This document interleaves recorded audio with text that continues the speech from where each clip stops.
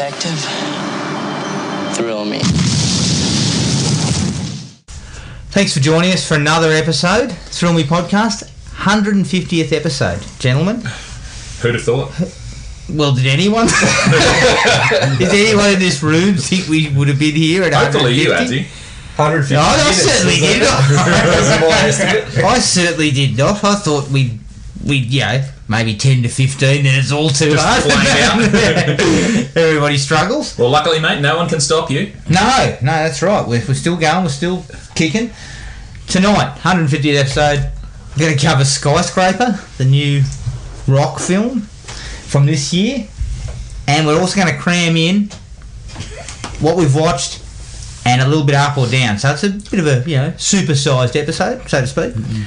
Let's dive into what we've been watching. I'll go first. I watched the other Skyscraper. There's a second Skyscraper. It's on Amazon Prime. It's from 1996. It stars Anna Nicole Smith. Does anyone remember her? I remember her, but I don't remember the movie. Of course you remember her. Yeah. But didn't she sleep with an old guy that died? Yes, That's her claim to fame, right? She did sleep with an old guy who died, and then she died. That's right. She died dressed as Marilyn Monroe. Yes. Yeah. Now, I'll just give you a little taste of what... She is an absolutely terrible actress. There's a sequence where she's having a shower. How dare you? Does not convince that she knows how to take a shower. Wow, that bad? Yes. Follows it up with a sex scene that is an inch off pornography. It's a hair off. 1 inch? What year is the movie from? 96. 96. 96. Yeah, right. I don't know how this didn't come up, because I was definitely in high school at that point. Yeah. I feel like something I should have known about. Yeah. If only you had Amazon Prime. Mate, I said it to you last night. Amazon Prime's catalogue should be taken out. It is The Lou Diamond Phillips catalogue. There is. I laugh because Blue Diamond and Amazon Prime connected with me this week. I told you were watching Lou Diamond's catalogue. I thought You I accidentally walked into it. There's a sequence where a couple of henchmen bust out and they look like they escaped from the WWE. Yeah. One bloke's in a full leather duds, black singlet, top, long hair, firing an Uzi with fingerless gloves. That sounds just like Diesel. No, it sounds like the bad guy from Commando. Absolutely. Sexy, Kevin Nash. It was brilliant. If he had short hair, it'd be old mate with the mesh fucking tank top. And I also noticed that on the front cover of the DVD edition, there's a little blurb given by, I can assume, is a review site. It says, Miss Smith gets a kid off. That's the whole review. Well, that tells you everything you need to know. Yes, those are the facts. That's accurate. Wow. Sounds like a real winner. Absolutely shocking film, but more realistic than the one we just recently watched. Well, that's not surprising either. I watched The Fast and the Furious. The first one, the original. Yeah, the original. Look, it's actually not that bad. When the cars are... When the car chases are on, it's worth watching, but it seems to me that I think when I was young I thought there was more car chases, and then watching it again I realised the first hour is basically got one car race, and that is it.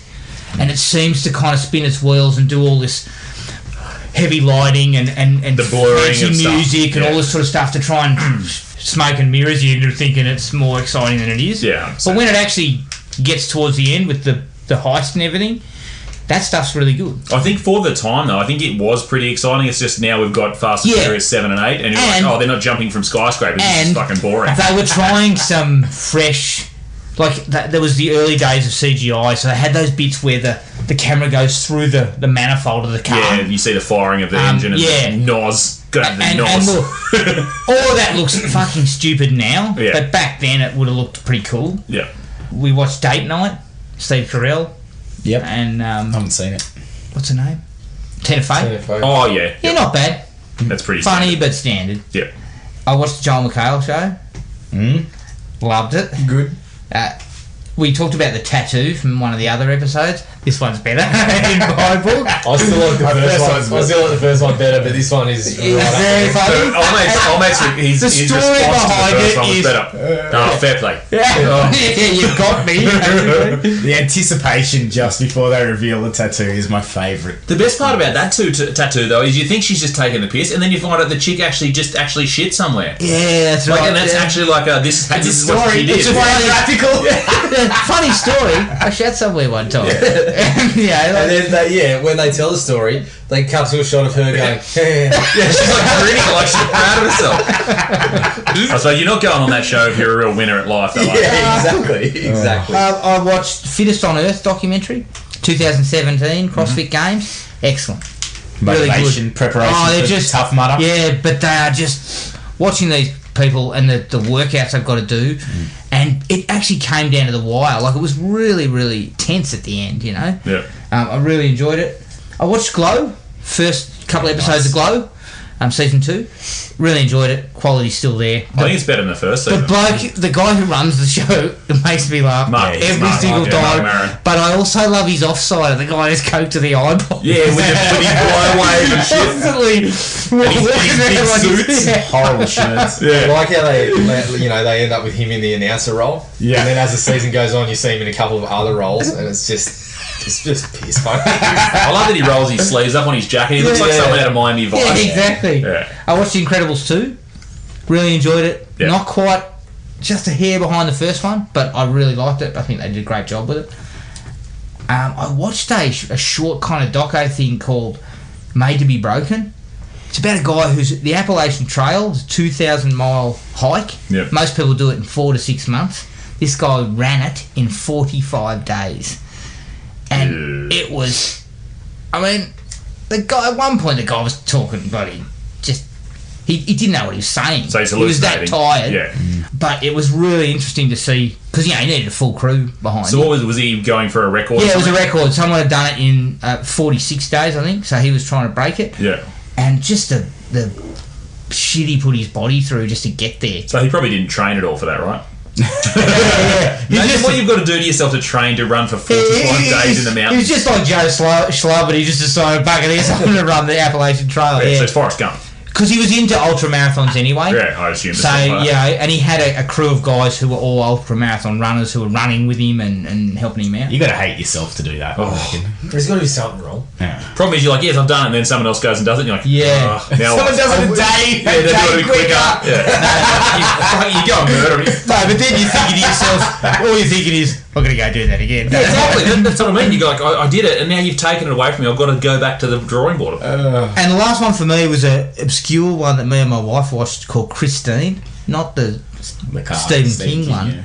It was actually about a real life incident where a woman, she was a news anchor.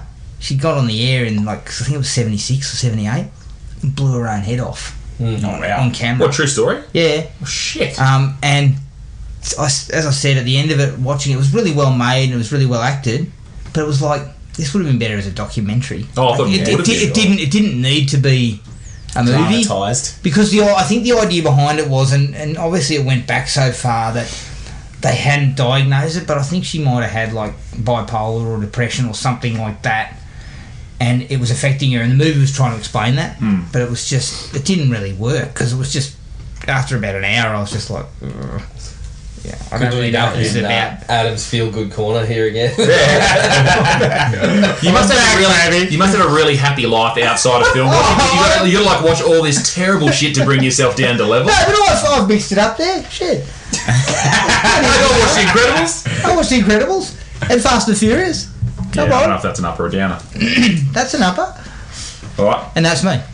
Nice. I guess I had a lot of time these. Did you? The disclaimer: don't judge me. Yeah, but I didn't watch a lot of variety, but I watched Volume. Yeah, volume was insane. So I got onto Glow as well. I've got one episode to go on that. Loving it, absolutely loving it. The characters are just make you feel good, make you laugh, and Yeah, it's solid. I watched this show called The Detectorists, so 2 seasons of that. It's got Mackenzie Crook in it, who plays Gareth in The Office. Yeah. So it's pretty good because he's picked the one bloke in the world who's weirder looking than he is, so that makes him look like the cool guy in it. But really good show, good soundtrack. The title track's awesome, and just just like simple pleasures in life, and just about sort of just going out and enjoying your hobbies, and how desperate they are to do this, even though it is going to affect their relationships, but they just love going out and metal detecting stuff. It's good fun. It's really fun. Sounds wild. I finished off. I went back and I was embarrassed after I started watching Unsolved and watched one episode and went, nah, I'm done with this. So I went back and finished that 10 episodes of that. And how was it? Yeah, good. Yeah. It actually turned into something. It's got Jimmy Simpson in it, who was I know him mainly as one of the weird cousins in Always Sunny in Philadelphia. No, there's his two brothers, that are just Westworld too, isn't he? He's in Westworld as well, yeah. He's got a real distinct way of talking, but just really he's got acts with a lot of conviction in this, and he, I think, holds half the story together. He's really good, but it's got a bit of everything. It's got that whole detective story in it. It's got a little bit of politics with with where the money's going. It's got a little bit of hip hop in there as well. The guy who plays Tupac's pretty hilarious. I started watching this doco called Killer Legends. We were talking about Halloween. Oh yeah, I saw that. Yeah, that was really good. Yeah, it's cool. It's got like sort of giving you a bit of background on. They think it turns into we're going to solve a crime at one point, but it's got some really. But it had some stuff about the town that dreaded sundown, didn't it? Yeah. Like the guy with the sack on his head. It also had the stuff about the Halloween candy that was spiked. Yep. Yeah, it was good. I like it. If you're looking for the people who made one called Cropsy. Yep. Which is also, I think, on Netflix, which is really good. Cool. I also watched a lot of Joel McHale. That show's cool, isn't it? My favourite in that was when they were doing the ghost house. How earnest those dudes were when they were investigating two like plastic mannequins that are out in the wild. No, the best bit was the woman's face that the guy drew. Yeah, and it looked like an 8-year-old kid had drawn it, because it was like, here's the eyes and here's the hair. It was good. Like, obviously they brought back Pizza Ghost, but it was the same show where the dude just drawn the thing and it looked like the guy on the pizza box. I did really enjoy that when he's like, Pizza Ghost, you can't kill your wife because she's already dead. And he's like, shit. Yeah, loved it. And what was the last one? I've forgotten already. Yeah, I watched the Jim Carrey doco as well with Jim and Andy. He's a nutbag, hey? I didn't realise how far gone he was. Yeah, but I think when he's talking about how he just like was looking out an expanse of the water, and his body got possessed by these characters, and just people like tiptoeing around him on set. It was a fascinating watch because of all the behind the scenes stuff, and there was some real moments of like real genuine humanness when he's talking about how he saw his dad fail at something that he didn't want to do, so why not go and fail at something that you do want to do and stuff. Like, there's some really good stuff like that, and then as you said, there's other parts where he's just when he's like acting as Andy, and Andy's dad comes on the set and they have like a heart-to-heart conversation. His dad has to leave because he's so pissed off with that conversation. They go and embrace, and the makeup lady starts crying. She just reminds me of me and my dad. And so there's some like real human parts in there as well. But you wouldn't want to work with him. I agree. He's lost. Yeah, that's what I said. Like, any other person is just getting kicked off set. It's like, this is too much hassle dealing with this shit. Yeah. That was me. Yeah, it's a pretty busy few weeks there. Okay. Oh, yeah. I was very similar to Maddie. Lots of volume. I finally got around to watching Spotlight. I had a lot of the same feelings as when I watched Concussion. Just the whole, like, how is this not a bigger deal? Like, if all this shit has all been proven and stuff, how does it all get swept under the rug? The movie is obviously really well made. It's really well acted. Really good cast, that sort of stuff. So I enjoyed that one. I watched first couple of episodes of the new season of Unbreakable Kimmy Schmidt. It's more of the same. I didn't find the second season. You either like it or you don't, but it's just a lot of the same. Like, the Titus dude is doing Titus things, and the crazy lady from next door is doing her stuff. It's a bit doughy. I like Kimmy's positivity. Oh yeah, I know. It's like there's some really like endearing parts to it, but the whole shtick of it's wearing off now, and it's like she's going to say something stupid here, and then she does, and that sort of thing. So I've been watching the new episodes of Shooter that have been getting released on like the series on Netflix. it's taken a bit of a different tack now. There's a different sort of story arc in season 3. Still pretty well made though, so I'll probably stick with that one for a bit. Watched all of the new season of Glow, as you guys already talked about. Loved it. I thought it was better than season 1, so won't talk too much about that one. Watched all of Ozark. What's that like? I really liked Ozark. Yeah, it's like a poor man's Breaking Bad sort of thing, but it's probably even more brutal in bits and pieces. Bit of a different story, but it's really well done. And Jason Bateman's actually really good. It's just hard to. I think he's a good actor, but it's hard to put aside everything he says. You're just waiting for a snarky comment or like something sarcastic. Just the way he delivers stuff. But it's definitely worth a look. Yeah, I like it a lot. Watched all of Suits season 7. God, is that still on? Yeah. Again, I thought that had been kind of resold. A lot more of the same. I don't know how much longer they're going to go now without Meghan Markle. I don't know what they ended up doing there now that she's married to a real life prince and she's living a happily ever after. Well, the other bloke left too, didn't he? The main guy. Oh, really? Gabriel Marked? No, he's still in it, but the other fella. Yeah. The young one. Yeah. The other dude that plays Mike. I don't know, but I watched this one and they've left it on a cliffhanger, so you never know with these things. Watched A Quiet Place finally, which I've been hanging out for. How was that? Fucking loved it. Yeah, it's pretty good. If that's what he can do behind the cameraman, keen to see what else he does with it. I think it was a bit of a passion project and stuff too, but yeah, it's really good. At the end, I think it's a little bit of a letdown, but some of the early stuff, there's a really tense scene when what's her name? His wife gets injured, and there's a creature in the house, and obviously they respond to sound and stuff like that. Yeah, if you haven't seen it, it's they're gonna make a second one. Really? Yeah. I don't know how you could. I don't know. That's okay. I mean, I know how you could. Like, obviously, the creatures are they're supposed to be probably everywhere. try and knock them off or something. I don't know. Yeah, maybe it's just they're still going to get out of the house, I guess. Yeah, maybe. So that all of Joel McHale, as you guys already talked about, love that shit. And then got dragged into watching this one against my will with my wife and our friends. Watched Blockers.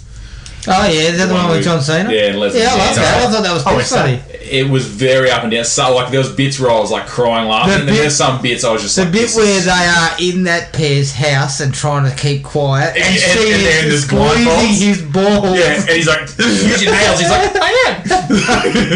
There's a lot of really good stuff in it, some good setups. Cena can't act his way out of a brown paper bag. He is terrible. And the whole stick of him like wearing his phone on a clip. Like, sorry, no one does that anymore. Yeah. He looks like Arnold Schwarzenegger in Twins. You what? I work with a bloke who does. No, you don't. Are you serious? He wears his phone in a clip on his belt. He's got a little clip holder. Oh my god. I also, in a job that I left not that long ago, probably 2 years, there was a bloke who had been strutting around the building for 10 years with a little Bluetooth headset earpiece and never took it off. That's worse. Yeah. That's worse than the little. I actually have to use one of those for work because I don't have Bluetooth in my car and I'm on the phone all the time. So yeah, but you don't walk around outside of the vehicle. All the time. Yeah. Right. I have to because I can't use I've got to be writing stuff on site and I can't answer phones. So you can't answer the phone. It's functional. I don't think in Coxie's office that it's that. Yeah, I don't think it's required in a. Probably not. In a public mine's a safety issue more than anything. So that's probably one thing I'll use. But I mean, it doesn't get in the way of my pen protector in my pocket. So that's right. So that was it for me though. Blockers was the last one. So. Right, well. So the first thing I watched, thanks to you and your fucking nonsense, King Arthur. King Arthur? I watched King Arthur. And you loved it? I did love it. Now the real feelings. It was nowhere near as bad as the... Yeah, exactly. It's the same situation. Because it flopped money-wise, it just got called like the worst movie. It's not dreadful. No, it's just very different. It's just very different, and I mean, how many times in the movie can you get King Arthur and his crew explaining a plan and then having the shots of the plan in action while they're explaining it? Yeah, that was a bit too much. But in terms of like, Guy Ritchie'd all over it. Yeah, Jude Law was excellent. Yeah, Beckham popping up out of nowhere for some reason.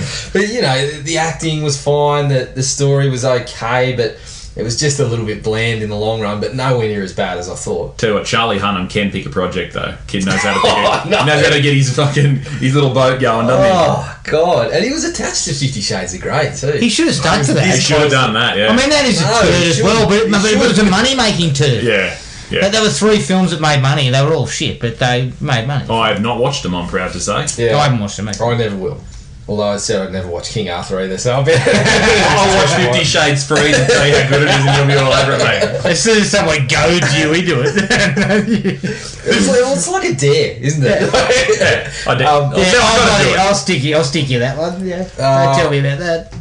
I had a look at Holes as well. Went back to that. Oh yeah, that's good. I read the book with my kids. Yeah, so that's a good movie. Yeah. Read the book with the kids and then said, "Yeah, there's a movie of this." So we all sat down and watched it together. And yeah, it's just a really good story. So the movie's not great, but the story's so strong that the movie is quality. It's covered, yeah. After our little chat about Denzel's career, and I went back to The Equalizer, and I really enjoyed it. Just I don't know whether it was just I'd sort of forgotten about most of whatever. I just it was fine. And I think I prefer bronze, silver, gold. Oh, it's probably can't get any of them, but it's not too far off a bronze. I walked in the other night and it was on telly, and it was that scene where he goes into the Russians. Yep. Yeah. That is magic. Yeah. Where he just takes those guys out, and it's just so well done. It's really cool, and the whole thing where everything's sort of in slow motion for a few seconds, and he visualises what's going on. And then he basically just stands over the bloke and starts, you're basically sitting here in your own blood for $9,000. You should have taken the money. Yeah. That was fantastic. Like even the finish, doing it in the Home Depot. Yeah, that was a fucking really good idea. I think I prefer that sort of stuff to the Neeson type, where you're just the standard old ass kicker who can get your gun and taking it to those kind of settings. Just this everyday life that Denzel had created for himself in the movie. Bloody good idea, actually. Yeah, solid film without being magic, but it was solid. I'm paying for the second one still, though. Yeah, I do want. Yeah, I'll be there. Yep. I finished Luke Cage season 2. Big fan. I think I liked it better than the first one. Pretty clearly. I finished Glow season 2 as well. Agree with Gibbo on that too. Better than the first one. They just kept on developing certain characters. A couple of the background characters got a chance to shine and turned into really kind of nice characters with more depth than they had in the first season. You're not sure where the relationship's going to go with the main girl. You're not sure where she's going to go. It's solid. And I actually, in the first season, what's the name that plays Liberty Bell? Debbie Gilpin? Yeah. I wasn't a big fan of her. I didn't really love her performance. She's really good in the second this one, I was like, she's just nailed it. Yeah. When she's selling shit, I love that. Yeah. Joel McHale, obviously. I think the 6 episodes just holding off and then releasing 6 episodes at once. I binged the whole 6. I just went bang. Yeah, it gave him a chance find to better really material. pick up the gold rather than being beholden to a week here and a week there and then, maybe not getting good stuff for that week. Yeah, the videos they had in the last 6 were so much better. And they've actually shortened them up too. I think some of them are 19 minutes and stuff. They're quick. Couple of minutes off. But I was in stitches the whole time. I started watching it. We were staying in a hotel, so me and my wife and the kids were all in the one room, and they'd all gone to sleep. And I thought, oh yes, we got Wi-Fi. I hadn't had it for a couple of days, so I loaded it up, and I was like, it was a real challenge not to wake everyone up. How hard I was laughing at that episode. I found the same thing. I was watching it in bed and I could just feel myself giggling and I was shaking the bed and Riley kept hitting me. I was going up and down. There was a little bit of... The only bit I could do without is all the Paul Feig bits. I don't find him even remotely interesting. I find some of the bits where they cross to sort of celebs doing their thing, they are real hit and miss. It's Joe Manganiello, it's filler. Very funny. Manganiello was alright, but some of the others, very... and they're just there for the sake of doing it. They're not even... I reckon it's just cross-promotion. It's just to cross-promote and it's fill time in a lot of cases. Yep. I went back to a bit of Dolph Lundgren and Brandon Lee showdown in Little Tokyo. Absolute bullshit. I mean, we're talking about concepts that are hard to cop. Dolph being a bloke that's grown up in Japan, and I don't know where your accent came from, but yeah, it was. He has done he has been a man of the world in his career. He has. It was good fun. Brandon Lee, just watching a little bit of his form and thinking about what he could have become if he had got a chance to, get a bit more experience under his belt. It keeps popping up on my Netflix and my little bloke keeps asking to watch it. I'm like, no, mate. Yeah. No. It's a turd. Yeah. Is that no, that's not a Craig Baxley, is it? No. I don't think so. It's not a Baxley. Back to Lou Diamond Phillips and his streaming service, aka Amazon Prime. I came across a Lou Diamond Phillips vehicle that I'd been meaning to. I don't know why. You've been meaning to watch it. Talking about cross promotion. I'd seen it on video store shelves. It goes back to that Standing sort of level. DVD shelves. Route 666. The one about where he drives down. He's driving on Route 66, and then they find the lost part of the highway that is possessed. Oh, Jared. It's fucking dreadful. It's terrible. You should see the makeup on the ghost/zombies, whatever hell they are, and the special effects that they use to bring them in. They just like take a shot and then quickly superimpose the other shot where the camera's in exactly the same place, but the guys are walking down the road, and it's like, oh my god, there's ghosts. I was just sitting there going, fucking hell. Like, how do you get, although they're not, A-listers and never really were, people like Lou Diamond, Laurie Petty, and Stephen Williams, they're working actors. I don't know how you got them into this. Laurie Petty's still got a career, so... Bloody dreadful. Yeah, that is a worry. That sounds great, Jared. I'm going to look it up. It's on Amazon Prime, so I'll probably be on it in the next 12 to 14 hours. The last one I watched was a tip from our mate Ben in Perth. Yes. Hollywood Weapons. Yes. I nearly knocked over the first season. I think I'm about 8 episodes in. Really, really love it. It's really good. Is that the one where they're forging stuff? And No, it's the... trying out things that have been in films. Yeah. Oh, right, yeah, it's like the Mythbusters thing. Yeah, so it's a guy that was a Green Beret for like 23 years who's just testing out things that they did in action movies and TV shows. But it's like that Mythbusters format, but it's strictly for these movies that we really like. So they do that Predator, whole episode on Die Hard, the whole episode of Predator, and Would they test on Jaws. Predator to see if you could blow an alien, or...? No, whether you could chop down You chop down the trees bush with the using one of minigun. those massive Where you miniguns. can actually hold the yeah. minigun. And he actually No one can hold it, He can did they? do it with the blanks, holding blanks, but basically if you fill it full of proper bullets, you fall over. Well, they're mounted Yeah. to fucking helicopters, Yeah. not people. Yeah. Unless you're Jesse Ventura. You can mount it to Ventura. Who in his day was built like a helicopter. Yeah. So, but yeah, that was really good. I'm really enjoying it. Obviously, you mentioned that the hosts don't Yeah, a have little bit stiff. Yeah, well, the main guy, I'm all good with him. I think he's pretty good. But the old mate, Weapons expert. Yeah, the one that's been working in Hollywood as a weapons expert, he's a little bit stilted. But I'm a big fan. I think they dropped season 2, and I saw it on Facebook that they're already talking season 3. Like they've already filmed it. So yeah, looking forward to seeing more of that. Yeah. And that was it for me. All right. Good cavalcade of... A lot of overlap with us. We're all... a bit of up, bit of down. Blue Diamond's streaming service. Streaming service. Fuck that noise indeed. All right, now we'll do a little bit up and down. First things first, I did catch a full trailer for Castle Rock, the Stephen King series. Yep. Looks bloody excellent. It looks pretty cool, yeah. Really, really keen for that. It'll be really interesting to see where they go with it. But it looks like it's sort of delving into all sorts of weird parts of his mythology. Yeah. And I think that's great that it's being sort of done from other writers coming in and trying to take it elsewhere. I think that's great. Now, a couple of these trailers we're going to talk about tonight are from a little while ago. The Predator is the first one we'll look at. That's had now a couple of trailers, is that not correct? Yeah. One dropped about a week ago, is that right? That was a full trailer? Yeah, a bit over a week About a ago, week. yeah. I'm a thumbs up. I think it did away with some of the things we felt looked a little bit ordinary in some of the first couple of trailers. It amps up the action, throws in a couple of cool sort of Shane Black lines. Yeah. Yeah, it looks like it's a winner. And the poster they released the other day with the Predator's face and it's all made up of skulls and stuff is excellent. So I'm just getting further pulled in by it. Yep. It's a definite up for me. Okay. It looks like it's got that mix of comedy turned into action very, very quickly. Yeah. But yeah, the big Predator I'm a bit wary of, but I just love that some of the sounds are iconic in there, and yeah, I'm keen to see it. Yeah, I'm all the way up. You're all right. I'm You're super up. Super up. No, I'm a massive Shane Black fan. I'm really liking the stuff Boyd Holbrook's doing. I think he was really good in Logan. Yeah. And he looks similar in this. I think he just plays that character really well. Ever since he did Narcos, he's obviously been on the radar for a few different things, but I think, yeah, he just really has the right vibe for a Shane Black sort of vehicle, so I'm super, super excited. Yep. both thumbs. Yeah, I'm definitely up. Shane Black, Predators. Yeah, I'm it's a no-brainer in this room, I think. I think Maddie mentioned it. Like, look, the first thing is the spaceships are gone. I'm pretty sure they're still in the movie though, so I'm a little bit concerned about that.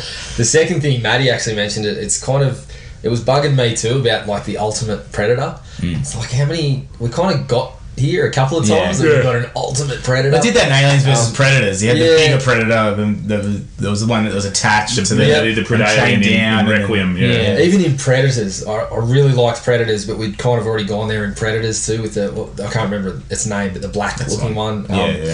And look, it's not going to dull my enthusiasm, but I'm just getting a bit wary of we're treading the same old ground here. Yeah, there's got to be something more than just one-upping yourself. Yeah. No, look, I'm wary of that, but I also think maybe it's time to do it right for once.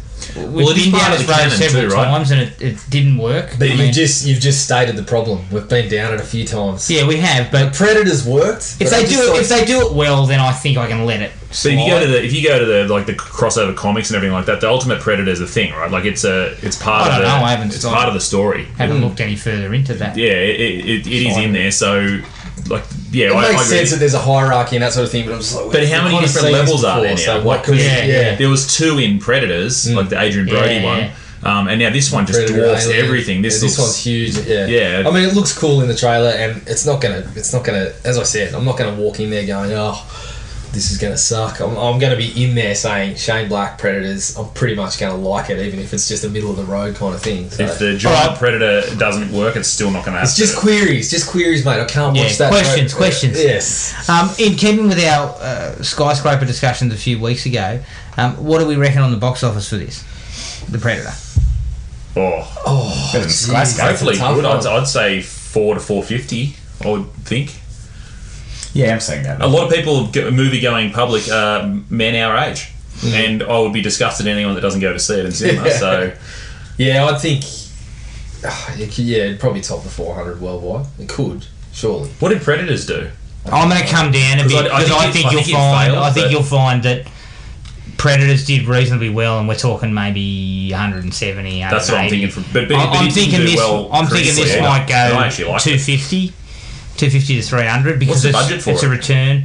I don't think it's high. I don't think it's super high. Like, it's certainly not $100 plus million. The difference with this one for me is this definitely seems to have got more buzz than Predators did. Yes. I remember going to see Predators the first day it came out. Yeah. And it was like it wasn't even on. Yeah. This is definitely built for I'm going to say it's set on Earth in the settings are familiar, so it's going to be more relatable to the public. So I agree. I think it's got more buzz, and that's why I think it'll get somewhere in the 250 to 300. But I think if you actually look at the box office throughout the franchise, it's not huge dollar. And so my thinking is, you take Predators and you give it an extra 100 mil, and you're probably somewhere in the ballpark. Don't forget that was quite a few years ago, though. So it was 7 years ago, 7 or 8 years ago. It's about the foreign dollars too. Yeah, if you can push the foreign market, you'd be right. I think that's the sort of movie that'll do well in the States as well, though. Just because it's got the pedigree. Like, I think Predators was coming off Predator versus Alien and Requiem, in fact, which was an absolute dog shit. Like, and then they had Adrian Brody as the lead, and no one really. Like, everyone's thinking of him and the artist and whatever. Was it artist or piano he was in? Pianist. Pianist, yes. Whatever, one of the boring... Crossover. Yeah, well, he was in a really boring movie. Like, everyone thought of him as... they thought of him as, like, a leading drama man. You're like, no one saw it. Like, and he committed to the role. Like, and I think he actually was pretty good in that, but no one expected that from him. Yeah. And there's actually some really good periphery characters in that movie. But it didn't do well. Like, the critical wasn't really good, and the box office was a turd, from what I remember. Like, I don't. To me, it is. Look, classic example is reviews will help the Predator a lot. Yeah, because you look at something like Mission Impossible Fallout, right? They were saying about 2-3 weeks ago, 50 million opening weekend. Yeah. Now they're saying 70. Yeah, because the reviews have been through the roof, and everyone's saying it's awesome. It's the best action movie of the last couple of years. Yeah. And I think that's going to help. After seeing the preview for it before Skyscraper, I was kind of wishing that we were in there. I was wishing we were anywhere else. Okay, the second one we'll do tonight is from several months ago. It's a big one for me and Jared, but it'd be interesting to hear what you guys are thinking, is the trailer for the, I guess you'd call it the sequel to the original Halloween. I think it looks really good. I think for the first time in a long time, I've been really excited about a movie like this. And it looks like they've actually put a lot of effort and tried to kind of connect them together in an interesting way. Some of the visuals in the trailer look good, and I think Michael looks excellent with that mask kind of beaten up. So I'm super keen. I'm super keen for that one. I reckon it might be a bit of a surprise hit. Fuck, mate, you're anyone's, aren't you? I am anyway. Well, I watched Skyscraper from 1996, so I am anyway. Yeah, you're a disgrace. Yeah, I haven't seen the original. Embarrassed to say. Yeah. Being on this pod and not having seen it, so the new one looks fine. Like a guy in a closet with a knife is always going to be scary for me. So I'm interested to see what it's got to offer. Yeah. But obviously I'll check the first one out. If it's better than Freddy, I'll be happy. Yeah. I think you're safe. I think you're very safe. Especially considering the last Freddy you watched was part 6. You can't I still haven't finished it. I couldn't go back. Don't bother. Because this isn't your wheelhouse. Not really, but really good. Like, I'm not really like a horror slasher guy, but the really good ones I am, and I think this looks like it could be really good. This was one of the ones I was really looking forward to, along with Hereditary, which I still haven't seen. The buzz for it wasn't as good as I thought it was going to be. I've sort of heard mixed things, and I'm hoping this is going to be the one that'll carry it, because I think the trailer looks really good. The scene that Maddie's referring to, where they open the door and he's just standing there. If you're not relying on, really lazy jump scares and stuff, like that was just like a chilling, like imagery sort of situation. That's just so much better than someone, a cat jumping out, or all that lazy shit, the big loud noises that aren't actually there. And if it's a really clever horror movie, I'm all for it. I'm just not a big fan of the really dodgy, blood and guts for the sake of it with lazy jump scares. So I think it's got a lot of potential. So I'll be checking it out for sure. Yeah, again, goes without saying, it's a massive up, but I was up for the Rob Zombie ones too, and it turned out so well. But yeah, the visuals look great. The fact that they're cutting out, they're trimming the fat and forgetting about all of the sequels, yet you can see little touches, the references to them and the little touches from the sequels, which is cool. And I think Danny McBride or actually the other fellow, the director, David Gordon Green, has come out and said, just because we're forgetting about them, it doesn't mean we're not fans of them. So you're going to see a bit of that in there. Hopefully Busta Rhymes comes out and trick-or-treats. Questions. Oh, of course. I'm a big down on how this bloke's getting into the mental asylum to talk to Michael and bringing his mask to him and that sort of thing. But, I'm happy to get over that when we get there. And again, I just want an explanation. Some sort of explanation. This is why. Okay, thanks. Again, I still can't forget Your Highness, and I'm just kind of waiting for the whole time we're going to be watching the movie. I'm going to be expecting a sight gag involving a penis at some point. Yeah, I've been conditioned by Michael's those two bozos to be doing it. So I'm definitely an up. Yeah. What do we think on box office for this? I think it'll be lower. Oh, much lower because it's niche. But the Blumhouse connection, I'm thinking 150. I'm thinking 150. I'll say 130. Because it'll do well in the US, but it won't have wide appeal worldwide. But it'll do enough with Blumhouse pushing it. Yeah. If it's really good, it could have the repeat view factor too, where people that are big fans go and watch it a couple of times while it's in cinema. Yeah. So, and that's kind of Blumhouse. I reckon I'll go to 200 just for point of difference, but that's kind of the Blumhouse figure, like $12 million budget, I believe it is, or something in that ballpark. 150 is all they'll be sort of. Yep, and that's not that they'll be aiming low. That is rolling in money. That is rolling in money on that kind of budget. Yeah. Even with marketing costs, that is a huge amount of money if you make 150. So much of the marketing's been done because it's it's already got built-in audience. Yeah. Okay, well that's the up or down. All right, let's take our first break. And then do we have climb the skyscraper. Talk about before we. Don't put it off any longer. Let's just get into it. Like a band-aid. My family is trapped 240 floors in the air. Do exactly what I say. You don't want to do this. Hold on, baby. I'm coming for you. Not gonna make it in time. You picked the wrong guy. Skyscraper, rated PG-13. Skyscraper from 2018, directed by Rawson Marshall Thurber, who gave us Dodgeball and Central Intelligence. Produced by Marshall Thurber, Dwayne Johnson and Beau Flynn, who produced Baywatch and San Andreas. He's got a big shot. He's got a pretty poor resume there. So it's one of the Rock's childhood friends. Dwayne might have to cut ties there. And it's written also by Rawson Marshall Thurber. So he's had a big hand in it. Stars Dwayne Johnson as Will Sawyer, Neve Campbell as Sarah Sawyer, Pablo Schreiber as Ben, and Noah Taylor as Mr. Pierce. I initially said the budget was 60 million. No, I was wrong. It's double that. It's 125. And currently I think it's sitting at about 200. Yeah, I think it's across the 200. It's recently been released in China, which is going to be one of its big markets, and did about 40 million, 45 million first weekend. So 48, it's going to do reasonably well. Now you had it at 400. Is that correct? Might have been too lofty. Look, I followed the numbers. I think 300's a definite. And I followed the numbers. If it hadn't have come crashing down in the States, I think I probably would have been right on the money. But it severely underperformed there. The tracking was going down, but even with even heading in that direction, they still predicted around 35 opening, and I think it opened at 23 or something. Yeah. So that's disappointing, and I think it looks like it might end up between 60 and 65 total in the US. But China's still giving me a faint hope, but I reckon 300 is more realistic. Yeah. Okay. All right. General thoughts. I'm going to start with Matty. Look, I went in with very, very, very low expectations, and I was pissing myself in bits that probably wasn't meant to be. Unintentional comedy was thick and fast for me. Yeah, I just thought it was a complete piss take of the genre.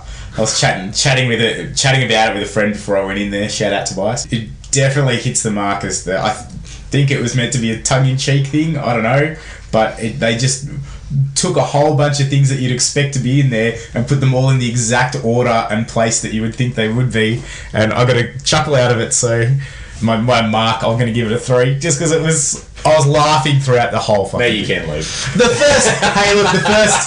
first like maybe 40 minutes of it or 30 minutes of it, I was just like, oh, this is painful. And then I sort of settled back into my chair and started getting some laughs, and it was just hilarious. Well, I think I better go next, because I have a feeling you gentlemen are in the basement. I'm not in the basement, but I think I'm lower than you, Pete. Look, I'm not as high as Matty. I didn't go for a 3, but I think the expectations that we had, seeing the trailers and knowing how ridiculous it was going to be, sort of helped the fact that when we got in there, as you said, you got exactly the level of ridiculousness that you expected. It was so over the top. It was trying to take movies like Die Hard, but add the bigger scale to it. Yeah. But in doing that, it diminished every bit of drama and the human side of things that Die Hard had. But at the same time, The Rock was fine. I don't think it was his fault. Well, he produced it, so it's got some fingerprints on it. There was a couple of... Yeah, but he didn't write it. No, that's what I'm getting at. And there was a couple of moments where I was just, that was fine, and I actually got that level of enjoyment out of it. So I think I was close to a 2.5 at points, but by the end of it, it was a 2. Who's going next, mate? I'll go, mate, if you want. Depends how low you want to go. I had a lot of similar thoughts to Jared, but the derivative stuff that was just blatantly tearing things out of some of my favourite movies of all time just got the better of me. By the end of it, I was just raging, like really raging. I was quite annoyed. That's not to say there's not some good bits in this. Like you can say, there's some really good camera work. I don't think there's any camera work in this movie. I think there's people are against green carpet a lot. So, but some of the shots are effective, where you're sort of panning up and looking down, and for someone like me that doesn't really like heights, that stuff's pretty effective.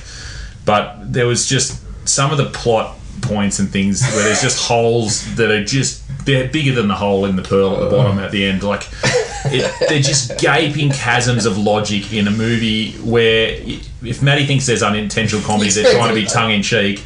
I went in with low expectations and they were well above what I ended up watching. I was really angry by the end of it. I really wish I had a photo of the look on your face when the lights came on. When I looked next to it, the look on your face. Well, we'll get to the. Maybe that's what I was enjoying. The actual moving. The last couple of scenes, jaw kind of just hanging. Like the last couple of scenes really were just the nail in the coffin for me because that was just blatant plagiarism as far as I'm concerned.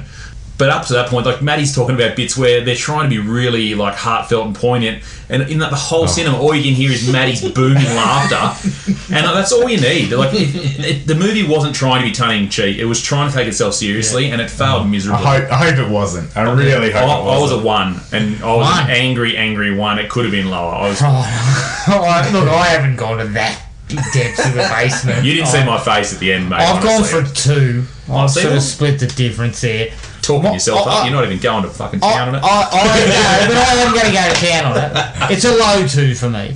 I'm in agreement with you, Gibbo. I think they tried to play it straight. Yeah, I'm not quite sure what they were thinking. The Rock knew what it was. Yeah. But the writers perhaps didn't. I think that's the problem. The Rock knows where it was at, which was pure tongue-in-cheek, but the writing seemed to be going for some straight stuff that I didn't really understand why they were going for. Yeah. Secondly, everything is ridiculous. Like every action scene. I think it was meant to be. That's why it was funny. Every single action scene is so silly that conversation is. But I couldn't laugh at it. completely- I was just sitting there going. I wasn't laughing, but I was kind of like, well, we knew this was what it was. Everything was such a cliche. Yeah. Even from the first scene where she's adjusting his tie so that she can get in close and they can get the camera angle over the shoulder. Just like, learn how to do a tie. And she's just adjusting it. It's not even... It looks fine. The whole thing is like that, though. Don't get me wrong. There's a couple of set pieces that work okay. They actually do. But nothing raises the pulse. Like at no point are you thinking, geez, the Rock could be in some strife here. No, of course not. Well, I mean, he leapt 30 feet with one leg from a crane into a window. Yeah, but you know, that scene prior to the leap was actually one of the more effective. Yeah, that was one of the more effective when he's coming up. And they're trying to get him to lift and That stuff. was exactly what you said. That was ridiculous. That's where they used that kind of Assassin's Creed kind of thing, where you're looking down and you're actually... Oh, that was... But you had the time thing with the people coming up in the lift as well. Yeah. That you know they were going to try and stop him. But it's just... keep going. And look... The Rock is always watchable. Always. Yeah. It was really good to see Neve Campbell. I thought she was probably the best part of the movie, to be honest. But this was supposed to be an everyman, and the guy's a fucking human monster. Yeah. And it's hard to take that serious, to take him as an everyman, no matter how well I thought he gave a performance that was decent. He's the most... He was trying. It's like Arnie. You can't put Arnie in those sort of roles either. Lumbering through cars when he's getting shot at. He's the first guy that's getting shot. And he is getting shot by about 50. You're trying to shoot the guy behind him and you're still hitting him because he's such a massive man. Yeah. So 2 out of 5. I didn't hate it, but it certainly was, once I'd left the cinema, it took me a while to actually sit down and write some notes because I could barely even remember parts of it. That's what I said just to kind of Matty. We were in the car straight park away. after the cinema and I said, I just washed over me and all the rage just pushed it away and I can't remember anything. Alright. Likes, people. Matty, surely you've got a few. He liked all the emotional scenes, which were hilarious. Well, look, those 2 kids were... Like, they did their job. I'm sure they did exactly as they were directed. But... At no point were they stressed above going daddy, and then like if you're in a burning building and the Rock's given up hope of life, you're gonna be a little teary. I'm thinking, like I've seen kids cry because they can't get lollies. Like this is the likes, Matty. They would do it. But there's the emotional scenes. But Matty was pissing himself. That's why this guy's gonna burn. it was played so stiff, and there's so many examples in there of the characters playing these scenes like ridiculously straight, and they're meant to be taken really seriously, but I just couldn't do it. And maybe it was a nervous laughter, but I burst out laughing. The scene where they're in the car, Neve Campbell's like overhearing the conversation, like they're talking right in front of her, but they switch languages twice. Yeah. And she already speaks. Yeah. Mandarin or whatever. No, they knew she spoke Chinese, and they're surprised when she can understand them 3 times. Yeah, it's ridiculous. But but they just play it so straight. We're just gonna. Oh, it's so this is one of your likes, though. Mr. Exposition. Well, it was funny. It was funny to me. Okay. It was so funny. I guess I don't. What was your opinion on it? On that part of it? I didn't get the laughs. I was just angry. But I can see how you could find it amusing. Because Maddie's laughing because I'm like, he's not supposed to be laughing here. This is gold. Because you're spot on. They're basically, it was kind of like screenwriting 101 or something like that. They were always just sticking in these little things that you expected. You could see things coming a mile away. Yeah. Everything was telegraphed, like obviously telegraphed from the start of Hang on, where are the likes? Let's get back. Okay. The Rock. But I think this is why our scores differ, because I found it so funny that they made like the most cliche movie of all time, and you guys were just getting frustrated because you wanted to see some action. And well, this goes back to things like movies like Pieces, where you guys thought it was good, that it was really shit. Mate, if Matty watched that, we wouldn't get him. He wouldn't be able to say the words because he'd be laughing so. But you guys gave it a really good grade because of unintentional comedy. No, I said I gave it 0 out of 5 as a film, 5 out of 5 as a comedic adventure. As a piece of it wasn't a comedy. entertainment. It was purely entertaining. It's the same as Houseboat Horror, mate. I'll give it again 0 for filmmaking and the capability of the people that were involved. But as something I would sit down and watch and any time of the day, any time of the year, any day. Someone said, "Do you want to watch Houseboat Horror?" Like, fucking oath. Let's do it. That is hilarious. And this is coming back to this film. That's what I didn't get. Yeah, I didn't get that. No, it wasn't quite to that level, but I'm kind of in the middle. I wasn't laughing at it. Like, Maddie was... Gibbo described it spot on. You just hear Maddie go... and everyone else in the cinema was silent. Quiet. He was the only one. There was a couple of people that were genuinely like, what's going to happen here? And Maddie's just broken the movie. Even before lines came, because he could see what was going to be, and Maddie's like... Hey, fucking idiots! Like, not yelling it out, but just laughing and calling the scene that was going to be stupid and nailing it. So I didn't get the laughs that Maddie did, but I was kind of seeing it, like, just nodding my head, like, yeah, you knew that was where it was going to go, and just kind of rolled with it. Everything was so stupid. Yeah, when he's standing at the bottom of the crane and he's looking up, going, I've got to get up somehow. Now I can't get in through the elevator. I'm just going to climb this thing. Now, how big is the? He's got to get up to the 96. He's got one, and then he's leg above that in order to get in. You're not climbing 100 with one leg.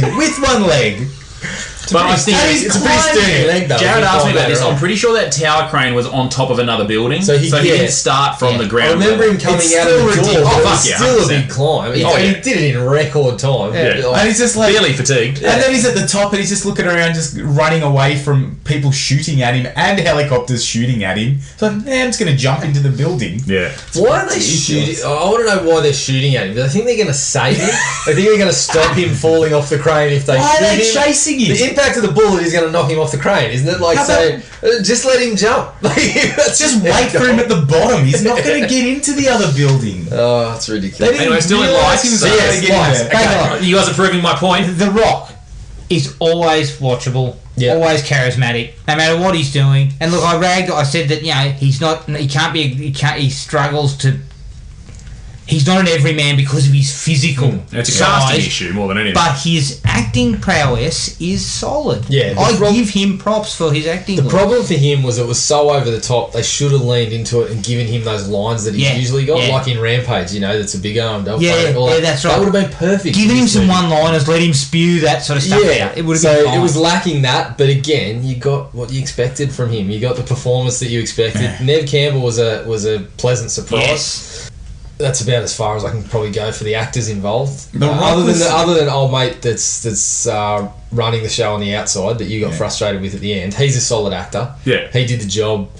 So that was fine. That was where I expected it. Good enough for a like. Dwayne Johnson was so earnest. I just care about my family. Like, to the point. That's what I mean. It wasn't. It felt like The Rock was going one way, but the writing was going the opposite direction. Yeah. Given that they're the same person, the writer and the director, perhaps there's where your problem might have lay in that sort of stuff, because although it was, I think The Rock was giving a performance that a film had it have been a little bit more real, and we could have got to where they were going, which was the playing it straight a bit. I think it would have worked out nicely. I think the ideas behind it were really solid.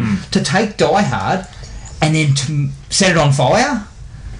I mean, and then add the ticking clock to Die Hard, and you've got up, not you've got a real good idea. Yeah. But so I think that's actually a lot. The ideas of the pearl and everything like that, and setting it on fire, solid. The idea was good. It just needed to be streamlined. The fact that he has to get above the fire line and then get in there and sort of it's racing upwards, so they can't go down, they've got to go up. That's not a bad idea. It's kind of like Deep Blue Sea. It could have been the Deep Blue Sea to Jaws, like how Rennie Harlan said, you can't do what Jaws did because it's already done it, so we're going to take it in a different direction while still trying to do what they did a little bit. That's what this was, but they didn't they didn't fully get it right. No, they're just dipping their feet in all the that needed to be streamlined. If that's what the focus was, it was streamlined like that, it would have been much better. Cut out a little bit of the stuff, the peripheral stuff. I heard. No, we're still in likes. Never mind. I'm not going to lie to you. I didn't have a lot of likes. To be honest. Okay, I'll give it to you. The his buddy at the start doing a little bit of a double cross. Yeah, that was fine. So I was okay with that. Fine setup. His reasoning was, I felt piss poor. But it's just it's a standard action little piece that can work. Did we feel? And I'll get to the dislike behind it all, but. Could he have been the actual villain? He could have gone a bit further as the villain. Because he could have gone the double cross midway through. They could have dragged that out. This is what I mean. They needed to streamline some of the stuff. And I'll get into it in the dislikes about how much of that stuff I think probably could have been dropped. But that fight, I'll give it up. That was the best action scene in the movie because it was at least plausible. That fight between him and his friend, but his head going into the TV was the kick to the head and that sort of stuff. It was just simple. Like that was where they tried. That was where the best direction of the movie was. It was more like a Jason Bourne sort of fight. Good solid bits and pieces. No music or anything. It was just sort of quiet. Just and it was all fast. Like it wasn't. There was no slow mo or you know.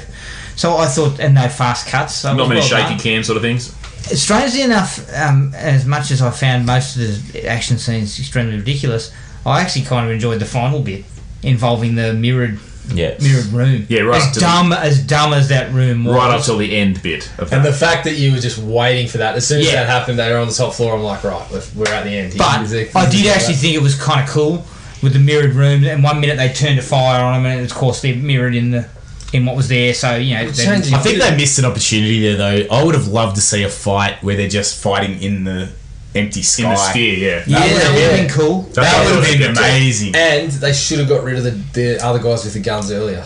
Yeah. If you're going to go with that Enter the Dragon, so you go one-on-one in there, or even The Rock and what was his name? The guy that owned the building, Chow, was it? Yeah, Chow. Yeah. If it had been him and The Rock and the little girl, and then maybe the other guy gets in with one or two of those dudes, they're dispatched pretty quickly, and then it gets into a bit of the one-on-one. There was so many of them that it was just fucking. It was just you couldn't tell who was who either. What was going on? Yeah, but also the fact that they're just throwing bombs around willy nilly. Like if I'm up that, I'm not trying to blow up the structure. The structure was already in the ship, man. Yeah, it's already pretty compromised. Don't need to add anything more to it. If I'm one of those henchmen, I'm trying to figure out a plan to get off that thing. Yeah, that doesn't involve. Yeah, look, I'm looking at my boss and going, "You're on your own, champ." This $10,000 fee doesn't cover this sort of shit, mate. I'm pretty sure if you're that high in the sky, you'd freeze if you were outside. Wouldn't you be like? Those altitudes are in the clouds, weren't they? Yeah, it's like I don't think they're outside the atmosphere. Right. Science doesn't work. That's the thing. It'd be very windy, that's for sure. Oh, look! The filmmakers didn't bother to work out that that the action scenes were so stupid they didn't make any sense. So we didn't really want to add the science. That was the only thing that didn't make sense to me. Yeah, no jokes. Look. Other than that, I didn't really have a lot else. Other than I thought Nev Campbell, they gave her some balls. Like she was actually someone who fought back and did a few things. Yeah. And in fact, as you pointed out, Jared, more heroic than he was. In a lot of ways. She wasn't hanging off the buildings, but other than that, she had the same sort of nous and same level of. She could do all the things he could do, basically. Yeah. Just on a smaller scale. So I like that they actually gave her something to do instead of just leaving her as a damsel hanging on to the kids. But in the same sense, by doing that, they gave her not much to do because every challenge was dispatched quite easily. Yeah, true. So yeah, that's kind of the problem with the movie. They had some really good ideas that just none of them really hit. None of them hit, yeah. Even the ones that are good were just sort of like 3 out of 5 good. Like her whole character, everything she did was telegraphed to do something later on, though. Yeah. The phone off and on again.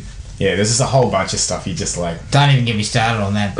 Yeah, we will give you an opportunity to do that later, won't we? So yeah, another like, I mentioned it briefly when we were talking about the crane line, but they didn't use it enough actually, but the shots looking down. Yeah. There was a couple on the crane where it did give you that really dizzying sense that I haven't really got in a lot of films, but I've got from video games usually, something like Assassin's Creed or Uncharted, where there's parts where you're creeping around a building or something and you get a shot of it looking down, or the camera spins and then goes looking down, and you actually get this sense of uneasiness and you're like, oh shit, I better really just make sure I don't miss this jump. And on the crane, especially when he was doing the climb, they did it once or twice, and when he first did the kind of drop, that was the only and grabbed his hand. That was about the only point of the movie where the heart just skipped for a second, like, oh shit, you know, like, and it was purely because of the angle of the shot that it was looking at. They probably could have used that a bit more, because of course the thing's supposed to be that high that, you know, it could have been used to more effect, I felt. But that was a like for when it was in there. I like some of the cool visuals as well, like his safe, where he had his safe hidden. I thought that looked awesome. Really cool. The parts of the building, especially his penthouse area, it looked really cool. It looked really good. How come he wasn't on the top floor though? If I'm building that thing, I'm getting higher than the middle floor. Because then you wouldn't have the cool lines that he came up with about. I thought he was on 220. No, he's a bit lower. He was lower. Because they showed when the lights were on and he was sort of in the middle floor. I was like, that's not right. Oh, that's lame. Yeah. Any other likes, Pete? God, no. Do you know what I like? My stupid moment of the movie. I liked how it just fits in with everything so convenient. But they were like, oh, there's people that are still in the building. We need to send 2 people down. You 2 henchmen, you go down. I thought everything in the whole movie was like that. And like I send said, 2 men. Yeah, there's 2 men. There's 2 men. You 2 clowns here. It was just like that whole thing, and I don't know how you guys missed it. It's just so obviously cliched that it was. Oh no, I knew it was cliched. Oh, I didn't miss it. I just didn't give it the benefit of the doubt. Didn't get me. Didn't get me like that. Didn't hook you in. All your likes are my dislikes, and they're not good ones. Like. Any more likes? Any more to add? No, I probably can't stretch it too much. I like the beginning scene. I like the hostage situation. Actually, the bit where he was covering up his kid, and then that was okay. They brought that back. But it's funny that like this is probably the bit where I laughed. One of the bits where I laughed the most was when they're like on the phone to him and they're like, he can't be talked down. He's not talking anymore. And then hurry up. So send in the Rock, and then the Rock gets in there and he's like, this is not how I wanted it to go. I'm so sorry. I'm like, he sounds like he's pretty close to being talked down from this. But she was right, because there's remorse. But also, just to add a bit of realism to the situation. Yes, he lost a leg. That was explosive at close range, like within about of C4 on 30 his chest. centimetres of him. Yeah. It blows his legs off, both of them. No, his whole body is ruined. He's dead. Yeah, everybody's dead. The house is on the ground. That's what I said. I turned and I think it was Maddie or Jared. I said that he was max 6 feet from that bloke. Yeah, everyone's liquid. Yeah, no one comes out of that. It was a bit unethical that. And if you blow anything off, it's your face. Yeah. That's your dislike. The ethics about them getting married, questionable. It would have been way more believable if she was doing his rehab. But the surgeon, get out of here. Everyone knows it's always the rehab people that spend the quality time after the injury, and they're the ones that form the bond. I don't understand how he formed any sort of a bond with her, because he was a vegetable when he was getting operated on, and she would have just been like, all right, see ya next See you later, bit of mincemeat. Can I segue into my first dislike with that? Oh, go for it. Her intro was worse than in the trailer when it's like it comes in with that light behind her like a halo angel. for an angel. I'm like, man, that is be fine. on the nose. We'll look It's so on the nose. You come out of it and you're like, you fucking lied to me, bitch. I've lost my leg. You said I was going to be fine. Like, God. My biggest dislike was the villains. There was just this cavalcade of nondescript thugs, basically. All of them were thugs, including the supposed big bad at the end.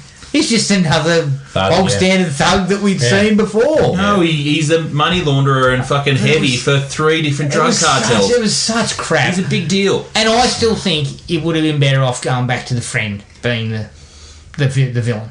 He had been in the building with him, and they're working together, and then there's a double cross partway through. He had a stronger motivation to be related even though it was piss poor, as you to be related to The Rock. The problem with both of us, he was related to the secondary guy. He wanted to take him down, and so we were kind of detached from it. Yeah. And as you said, both of it was lacking the charisma. He had zero charisma. Zero. He wasn't the caliber.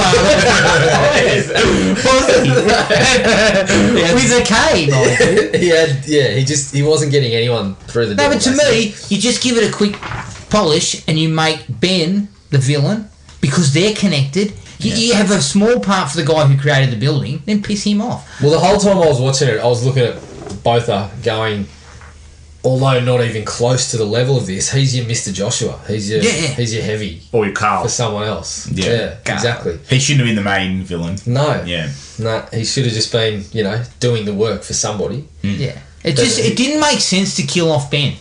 Even though it was the best fight in the film in the first 25 minutes, and the idea of the double cross was to put the Rock in the crosshairs of the cops. But it just didn't make sense because to me, you get him in the building, the fire breaks out, and then we find out that he's the villain, the Rock's trapped. Forget about the cops being after him. And the stuff with him was working. That's nothing. The stuff with him was working when he's walking out and he sees the iPad. Yeah. And he says, what does he say? He says, why didn't you just leave it? Yeah. And you can tell there's a bit of something to work with there. He's reluctant in a sense because and that this means is the guy that he you could have jettisoned all that crap that they had on the ground with the police. And he gets a bit emotional about they're supposed to be at the. Yes. He actually didn't want them in the building. It worked better. And then we get Botha, who's just kind of stock standard. And then you've got Noah Taylor, who's just a useless waste. Now, there's no reason for him to be in this film. I try to be supportive of our Aussie actors, but Noah Taylor is in career worst form. He is from the second he's on screen. Again, me and Jimbo looked at each other. And I think you said it to Maddie too. You said something to Maddie, and then I leaned to you and said, "Look at the little slimy bastard. You can tell he's." The first time you see him, you go, well, he's never a good guy. Like, it's the second biggest signpost of the end of the movie. Not that he makes it to the end. The fact is, he's only in it for about 20 minutes. He didn't need to be there. Yeah. His role was where Ben was. He was on the inside. Yeah. So then we get Noah Taylor having to deliver a career worst performance for a very good actor. Yeah. Every line he delivers is like a snivelling 10-year-old kind of who hasn't got what he wants. Bleachy being in the helicopter. Poncing Englishman in that. Yeah, and then the children. I'm after the children. It was so bad. Come on, pretties. I said to the boys after he got thrown off the bridge, I was kind of half expecting them to open a door and him standing there covered in soot and kind of singed and stuff, going, "You can't get rid of me that easily." So stupid like that. It was I'm just not dead, dreadful. but I'm very badly burned. Very badly burned. I think my leg is broken. Sounds like peanuts. But the whole none of these people, if you're running this building, you have enough money to build something that's 3 times the size of the Empire State Building. You're going to have more than 2 out of the 5 guys, or less than 2 out of the 5 guys around you not trying to double cross you. If you have that much power and that much money, you're going to get some quality stuff. And you're paying people well enough not to need to double cross. Yeah, exactly. Surely Botha doesn't have the resources to be fucking outpaying you. Can you explain what they had on Ben that made him do it? Did he do it just because he was mad because he didn't lose his leg? Is that his whole... There was no explanation for Ben's, he just said, Ben's problem other than, look at your life. You're a legless dude who's just got back on his feet. Yeah, you've had your life handed to you. Not really, mate. Pardon the pun. He's balanced on his foot, and Ben's not happy about it. Yeah, it didn't make any sense. It didn't make any sense. But if you took it into the building, but the idea, you have what I wanted. You got a family out of this. We all got fucked over, but you somehow ended up happy with a family, and here I am, living. Quite frankly, quite a charmed life, but he's upset with it because he's got what he wanted. Look, you can work with that. But Ben could be the guy who wants to burn the Pearl down to get the Rock, because he knows he's going to be there and he wants to get him back. But he's also money laundering with. Who gives a shit? He's doing something, but he's got we need a cadre of goons. We need a goon squad. He could have had a motivation like Zhao's competition. He bought a bunch of shares in that, and they need to burn down the Pearl to make his share prices crash, and his competitors go up, and they make a shitload of money on that way. I guess what I don't understand. It's not hard to do that. But what I don't understand is in the scripting phase, what were you think? What were you doing? Were you just cramming everything into it? I think that because to me, only that's how you end up with Noah Taylor in the movie. All it did was just make it more and more overstuffed that you could not get anything out of it because you didn't really know motivations of anyone. Both us rambling on about his bloody connections to the cartels and stuff, and I was just going, what are we talking about? Why did it need to be 3 cartels as well? Yeah, it's not that's right. That's it. Two. That sums it up. Yeah, he collects for 3 cartels. Okay. Yeah, one would have been sufficient for the narrative purpose. No, but he's really bad, Jared. It's 3. Very, very bad. God. My first really big dislike. Chekhov's reboot of the iPhone. That was the biggest signpost for the fucking final part of a movie I've ever seen. I looked at Jared and I said, I guarantee later on they have to reset the building. Yeah, I'm not going to lie to Chekhov's IT department. I'm not going to lie to that entire sequence where he turns around and goes, who loves you? That's the same thing. Yeah. My God. Yeah, he was going, who loves you? And I'm thinking, your audience used to. Even a guy like The Rock who's so charismatic, he's doing his absolute best there, but it's not working at all. It was just that little bit is just like, oh my God. The dialogue all through the movie was just dead. It was just flat. Yeah. But that shit reminded me of like them trying to build his relationship with his kids, and that little thing that he does with them reminded me of in Face Off when John Travolta does the hand over the kid's face thing, and it's just creepy as fuck. Yeah. This was the same. It's just like the wrong vibe. It's like no one actually does that. You know, he's like, love you guys, I'll see you later.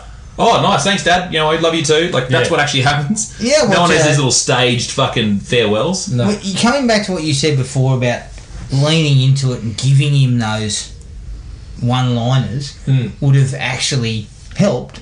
Yeah. It's funny to think about that because when you look at Die Hard, that it's full of one-liners, but the film is so well plotted and is tense and exciting that those bits are comedic gold.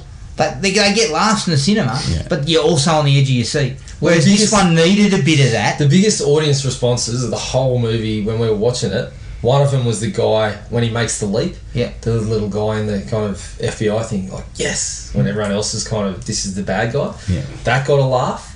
There was one of his lines about, I can't remember what it was, but it was essentially about how the movie's so over the top. Like, he says at one point, this is ridiculous or something. That got a bit of a chuckle. Like, that's where it should have gone. You should have realised that you can still do that and have your, hefty action sequences, and it would have worked far better than, Who Loves You? Like, and the idea of the fire in the building, it just didn't do anything. Like it didn't create any sort of feeling of. It gave them an opportunity to speed it up and slow it down. Yeah, but it didn't do anything for me. Like I was just kind of sitting there going, okay. So the issue for me was, as you said, like this is one probably my major dislike was the overstuffed. So we start out. He gets the iPad. The iPad's pretty important. Then we seem to place all of it's around the iPad. He doesn't have the iPad. Blah blah blah.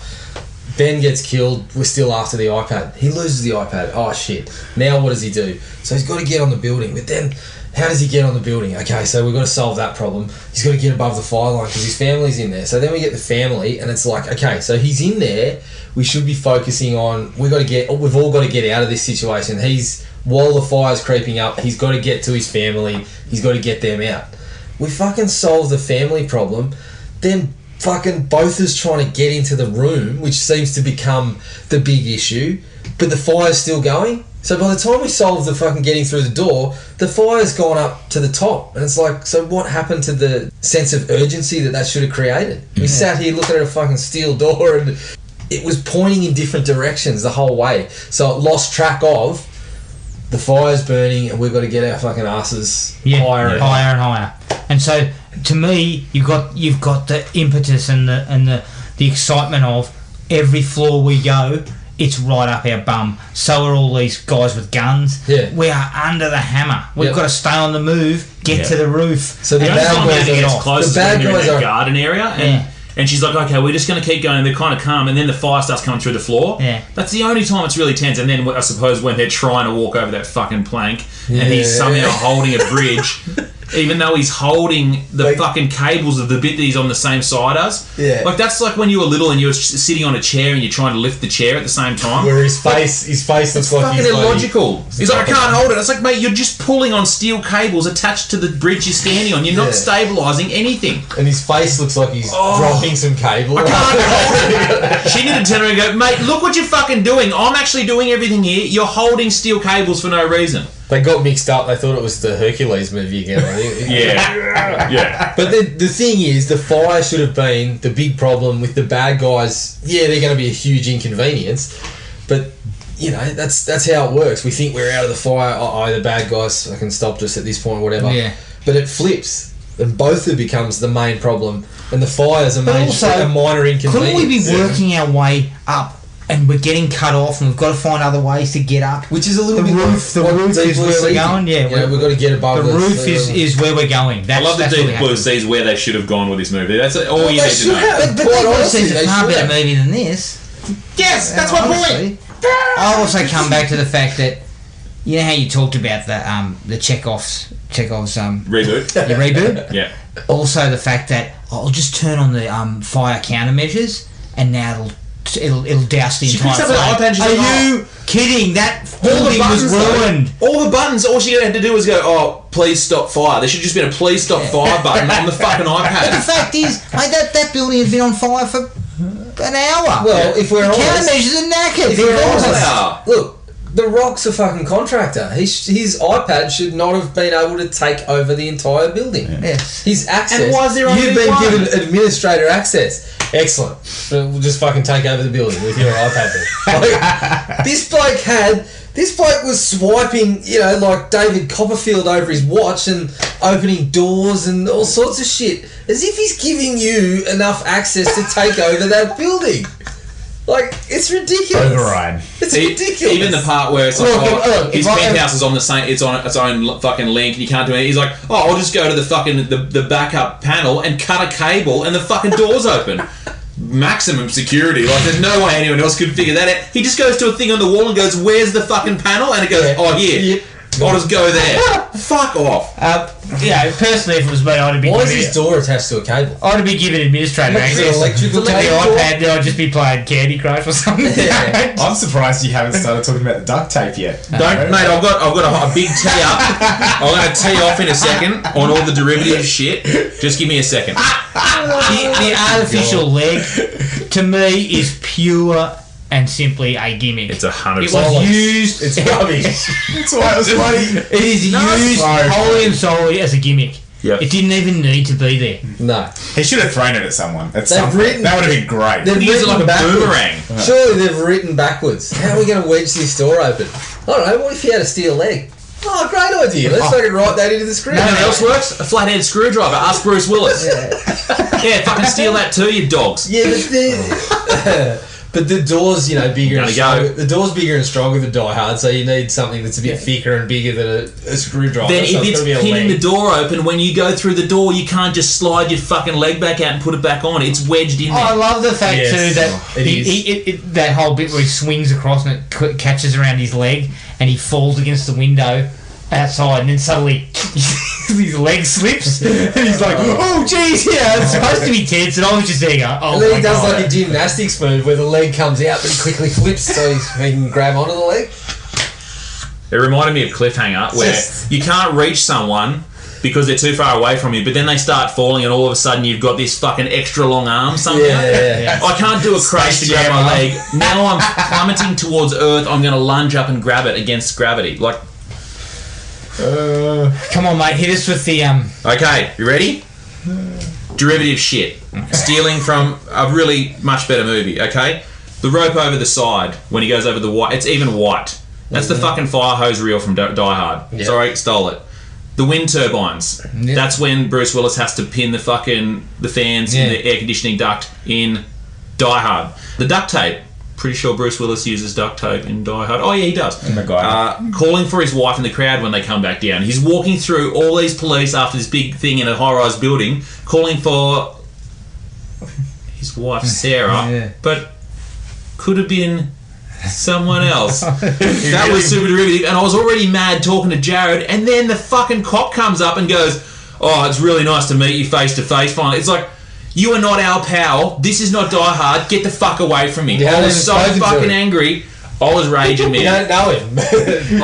Just nice to meet you. But also, that's not an homage. That is plagiarism. It's fucking ripping it off. Also, they never, like, I know that they sort of provided some details that maybe he wasn't in on it, but still, I think he's been brought in for questioning. He's still a person of interest. You're a person of interest. The crowd was loving him. They're not going to arrest him in front of him. You're still not allowed to assault a police officer. He punches that police officer and pushes them both over. Yeah. Can't do that.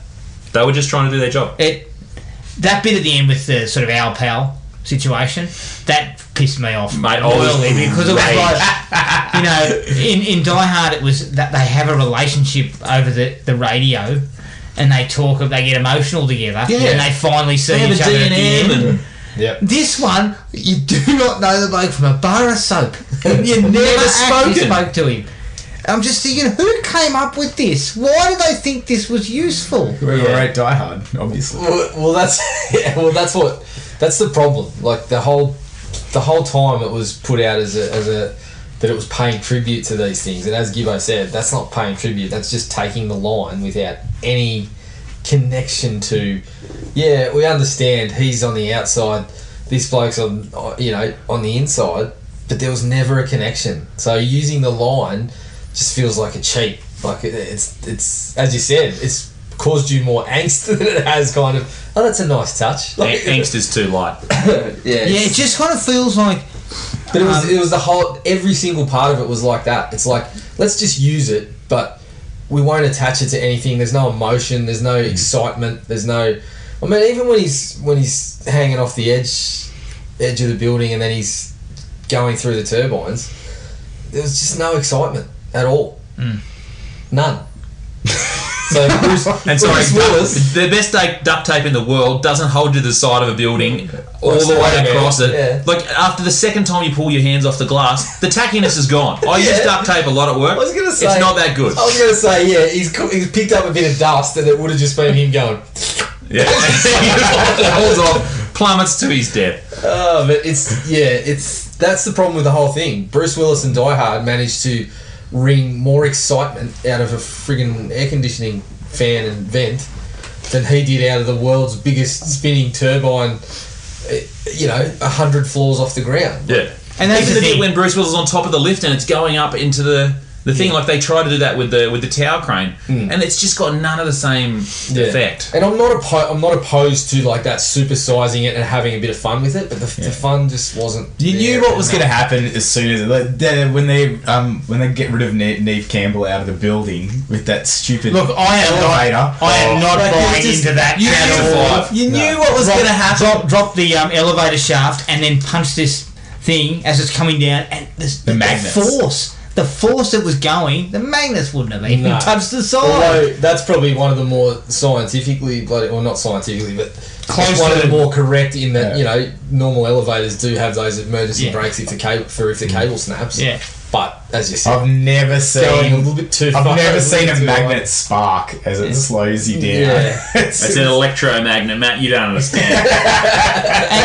And I do understand what the filmmakers would be saying. Is that they're saying, look, you're supposed to just turn your brain off. You go in. You're supposed to just get involved with the fact that it's over the top. But it needs to be that kind of movie then. But that's correct, because I felt like you, they're playing it too straight. But even the switch your brain off has its limits. If it's too much to cop, you're enjoying it. And I've got a small brain. So, you think I'm switching that thing off? I'm basically lobotomized. If the brain's trust here is questioning the science behind your film, there's probably indicative that there is large issues with what you've presented to us. Yeah. No fair test has been completed. This isn't exactly the curiosity show. I would just say that the movie's very lucky I actually watched it in the cinema because I wasn't able to take notes. Yeah, because I would have had a lot more shit to go off about. I can only remember a few bits and pieces where I wasn't like my eyes were bleeding with rage. I've got a few more. Do you want to talk about them? Or? If you got more dislikes, it'll probably just remind me of shit. What do you got? Okay, so the Daily Exposition news channel. I think it was ENN, Exposition Nightly News, that opened up the proceedings and told us everything we needed to know about the even with him and his mate on the boat when they're talking at the start, it's like, everything they say, it's like, so you did this, didn't you? And it's like they're best friends. They don't have to. They don't just chat about funny thing about that conversation. Put the gun. I haven't touched a gun in 10 years. Yeah, pretty sure he'd know that. And a couple of times when you're watching them two interact, the guy playing Ben kind of looks like uncomfortable. Basically saying that sort of bullshit. Yeah, because he feels unlucky. He's not an amputee. He's living the shit life. It doesn't make any sense. He's a dumb character. The other one was when he first introduced him to the room upstairs, and you kind of saw that and thought, okay, so this is where we're going to end up. Yeah, the Hall of Mirrors. His delivery of from End of the Dragon. His delivery of "I'm over there" was one of my biggest fails in the movie.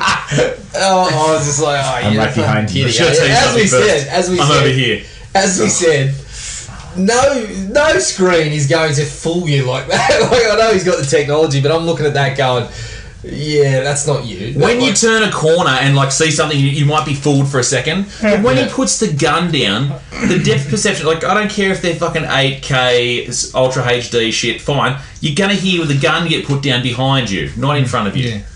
And I don't understand the logic of how those there's cameras on the inside and the outside. Cool, mate, that's not how that works.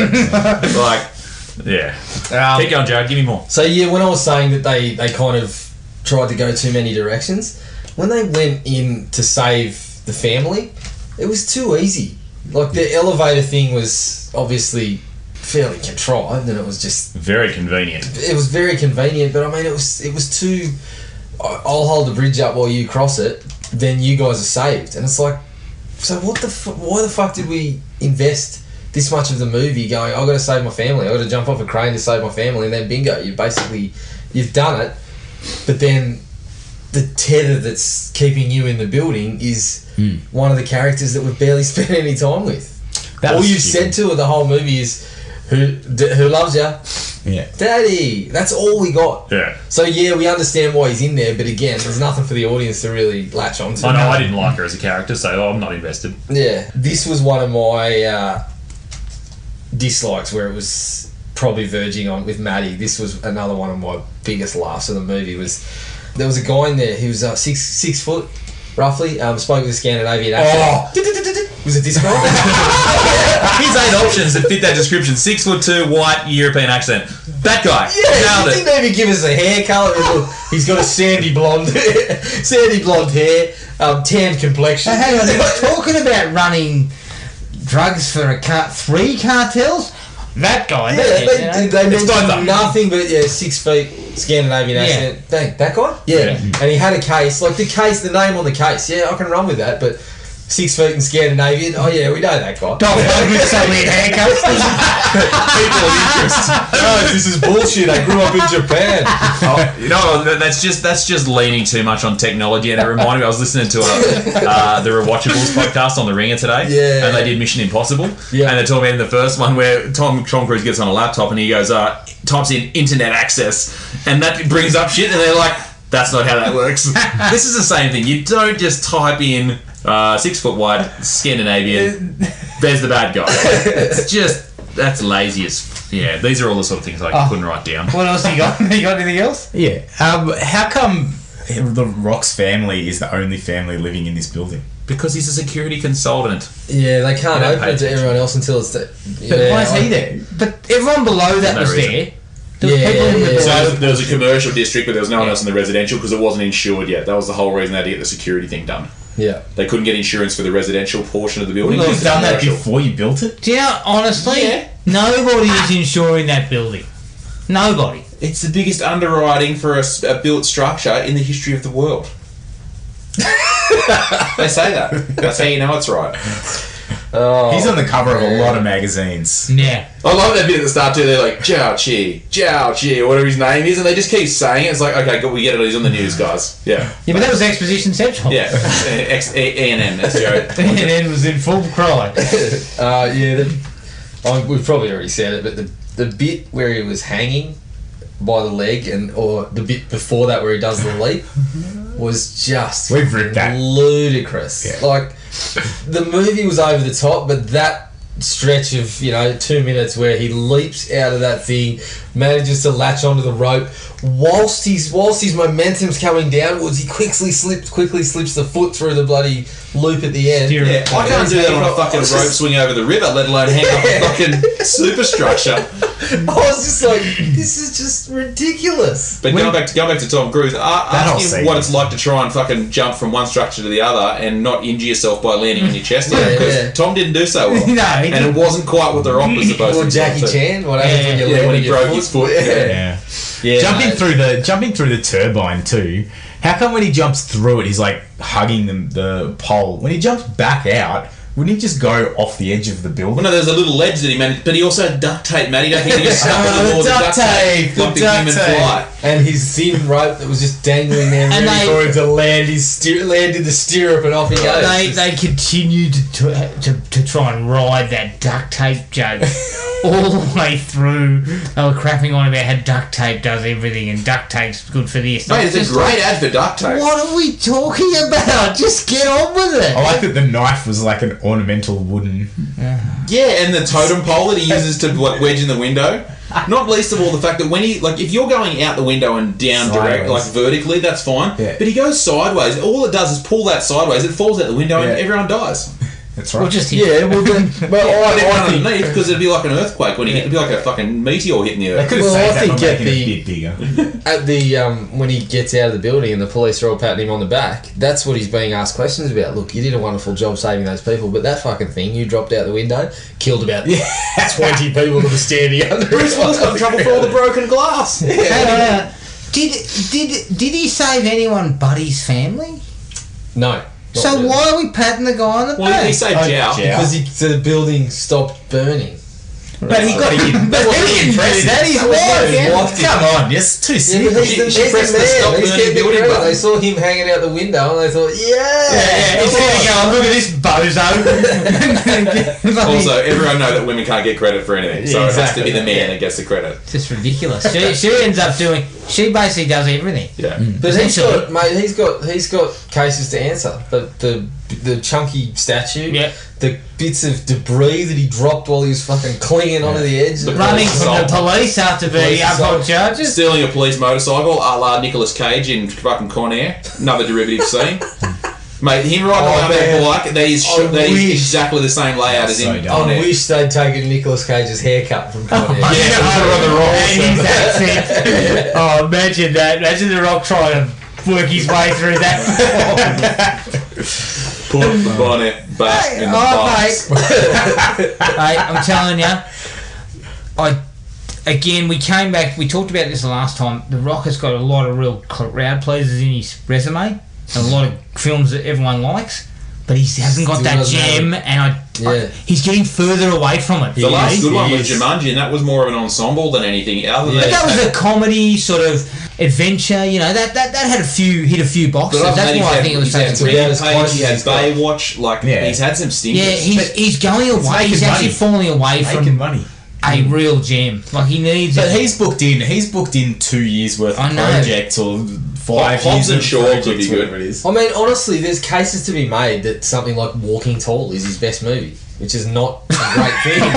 I'm serious. I'm dead serious. You go through some of those movies, things like Walking Tall, Rumble in the Jungle, or The Rundown, whatever you want to call it. Welcome to the Jungle or Rundown, yeah. Jumanji, they're his kind of his best Scorpion movies. Walking Tall. Scorpion King. Walking Tall's not as bad as I remember. I remember it Tall's being alright. alright. Yeah, like that's you know. I just didn't he's like the got fact he his- was walking around the Baseball leg of a chair or something. before. Weapon of choice, mate. But yeah, you're right. It's better than walking around with bloody all the shit that he's getting around with in this. I just walking around with a bloody axe that looks like it's out of Dead Space or something like that. It does. He's getting further away from a gym. Yeah, like he just seems to be getting away from the money. Just keeps rolling in. Yeah. So he's working with the same people, and I can see his whole career. And I'm not knocking him because I understand you've got to back up your projects. You've got to have 2 or 3 projects in the pipeline. You don't just go and make one movie and if it's a turd, you haven't got anything in the bank. But I'd love to see him have. He's got Fast and Furious. He's got Hobbs and Shaw. He's got all this stuff up his sleeve. I'd just love to see him go and do something a little slightly over here that might be something more. Because he's he's really capable. I believe he's capable. I didn't really include those, like some of those Fast and the Furious movies might end up being his better movies, but the guy, they're not really his movies. No, they're major ensemble pieces. Yeah, whereas even Jumanji with the other characters, it's still kind of his movie. Yeah. I just feel he could stretch. He could. He's still got 4 or 5 years of being a key action star up his sleeve, but he has got the capability of making a really good film. The dude is a mutant. He's so big. What do you want to see? Dramas, thrillers, like he's always going to look out of place. Somebody came up with Predator, which worked really well for Arnie because it was like he's the ultimate male specimen. He's the picture of like male perfection as has been presented to you. You go to the gym, you build up your muscles, you're the ultimate man, but you're nothing compared to this. I'm going to throw this at you. They came up with ideas. Hypothetical, do you think if Die Hard starred The Rock instead of Bruce Willis, would it be as good a film? Fuck no. Definitely not. So you think it then gets twisted because he comes in, he's a big specimen, you've then got to change the dynamic of who he is. Yeah. Even this project itself probably would have lent itself better to somebody who's probably a bit more lean. You can still go muscular, but someone a bit... Because him running, it just looks ridiculous. See, the funny thing is... He'd be tired after running 100 metres, let alone climbing up the scaffolding to get to the top of the... The funny thing is, we look back at The Rock's resume, and one of the biggest laughers is Hercules, but that's probably more in the realm of where he fits. Yeah. Because it's kind of like a Conan. Obviously, the Hercules, they tried to go for a bit of comedy in that, but you could imagine the Conan remake with The Rock not being too much different than what it was. Yes, you know? Exactly.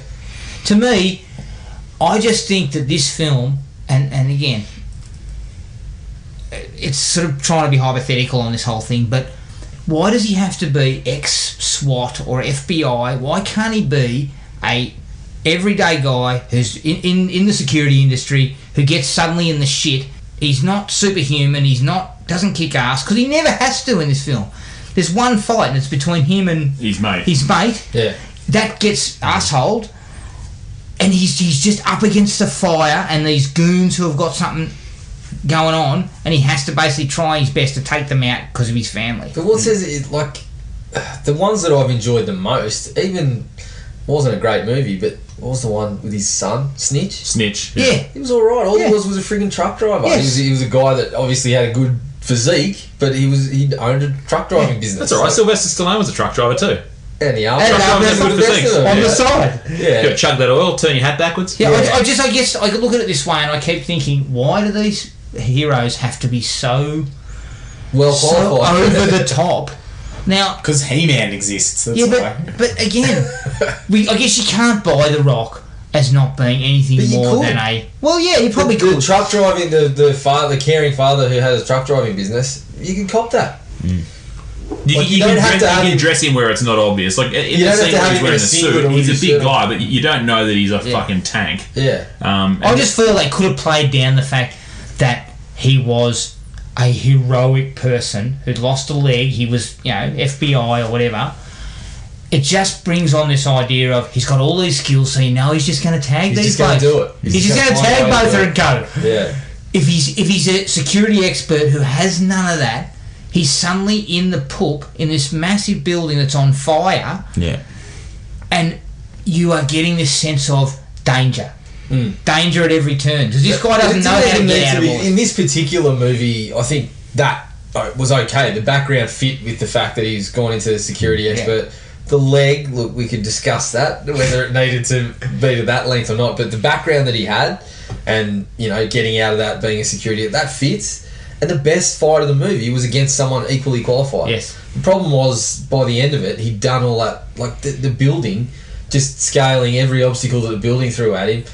A few more of the bad guys at the end should have just been punch-ups. Yeah. Get rid of the guns. It could never succeed because you knew every single time he was hanging off a building or jumping into a building or getting shot at from helicopters or whatever, you knew that he hadn't saved his son yet. Or I'll tell you what, mate. I'll tell you what would have done it for me.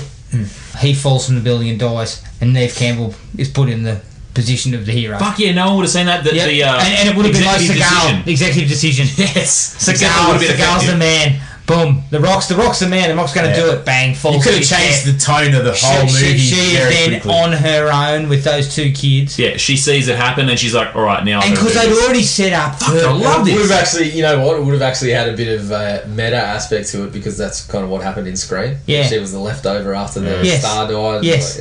And it would have meant we'd already been told that she was a very capable person. Yeah. So then she suddenly put into a situation where she's got to fight these folks and she has no knowledge of any of that, but she's tough and she needs to look after her kids. And her husband's dead. I would also say, and this isn't specifically the movie's fault, but the people that marketed the movie did it a massive disservice with the trailer, and this is a lot of movies. Yeah. Every single big thing that happens in the movie, you've seen it already, and you know what happens. There's no you need to not watch trailers at this point because they don't tease anything. They just show you the whole film. Yeah. Well, they tease the trailer. By the way, I forgot about the bloody hard drive. I forgot, we spoke about it, but when we find out what he's actually got, and he goes like, we get a little flashback. That's not on the cloud. Yeah, he's like, I put some tracking stuff in it. Now I know all the details. Blah blah blah. After about 30 seconds, I'm going, I wish he just stuck a post-it on that fucking hard drive that said "dirt on Botha." That's all. Like, and they need to know this shit. How are they getting that out of his safe? If he dies, the police will get it. If I die, how? It's in your safe. Do you know what? You said we haven't got to the hard drive, and I basically gone, what hard drive? In my mind, I was just like, what hard drive are we talking about here? And then I've sort of gone, yeah, that stuff. That's what I'm talking about. So oversaturated that I didn't actually remember any of that. The one where one guy somehow attached onto a bank transfer, somehow attached software that would then track every other bank transfer that these people were making. You audibly groaned when that happened. You're like, no. The USB that was a transformer toy. Yeah. It looked like Soundwave. So dull. Oh, man. Is that everything, people? How about we talked about this with mirrors. How about how schizophrenic was everybody? As soon as it's like, oh yeah, how's everything going? And then, I'm getting my gun out. I'm holding you hostage. I'm going to shoot you. Like everybody was schizophrenic in the movie. Well, it's because 3/4 of the cast were in a double cross situation. Yeah. That's why. I was waiting for his kids to double cross him. Yeah. That's enough, Dad. Pull a gun. We're in on it too. So is that that's all I can remember. Can I pose a question? Do you think? Don't ask me if I want a sequel. Action movies are dead. Damn it! I'll stab you with the phone. Do you think that the Rock fatigue is really as big a factor in the box office? Because quite honestly, I came out of it thinking I'd go another Rock movie tomorrow. I just wish it'd be a better written one. All these movies are starting to merge into one for me too because they're so quick together. I don't think the fatigue. I think there is some fatigue. It's 4 movies in 13 months. Yeah, 5 in 15. Yeah, he is. 5. He needs to step back. He actually needs to take a step back, not because it's fatigue for the audience. The audience loves him. It's to pick better projects. Yeah, well, that's the thing. Because I don't think saying no to much. So. My feelings on that would be yes, the fatigue has definitely played a factor in the box office. But this is a shit movie. Personally, honestly, I think this movie could have made a lot more money if it was just half decent. Like I came out of that thinking, yeah, the fatigue's probably playing a factor in the box office, but I'd be happy with 3 Rock movies a year, just not of this quality. Yeah. The problem that Rock's got is, and that's what I'm saying, take a step back and pick better projects, or you're going to become the fatigue is going to get serious. The rot's going to set in because you're going to make more and more shit movies, and everyone's going to start going, I'm sick of saying this. Turning into Adam Sandler. It's all right, I'm now sick of seeing you're this on guy. a football team in prison. Not because I don't like him. Yeah. I like him as an actor, but his movies suck. And if he gets to that, he'll lose some of his audience. Even something like Central Intelligence. Yeah, Central Intelligence is good. But it's just, as you said, we had this discussion ages ago where we said he just doesn't have like a Predator on the resume that Arnie had. He doesn't even have a True Lies or a...